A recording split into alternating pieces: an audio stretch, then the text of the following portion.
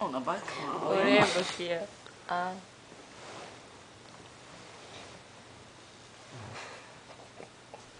Komik bir ses ya. Oh. Fazladan yer de boğazına kaçar. Evet, ne kadar ısıramaz.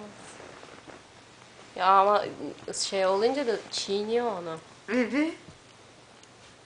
Ablaya bak, elma orada. Spozu.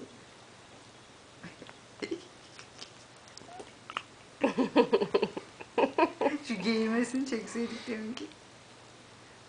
Daha geğirir. Isırabiliyor mu? Evet, ses geliyor gırt gırt. Gülüyor ya, bir şey boşalmış gibi. Uyanırım dişlerine. Ay çok sevindi, çok sevindi. Elma verelim mi? Onunla bizim ilgimiz yok.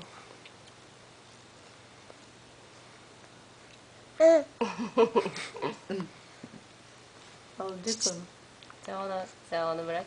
Sen onu bırak o işleri. Yok etsene şu elmayı.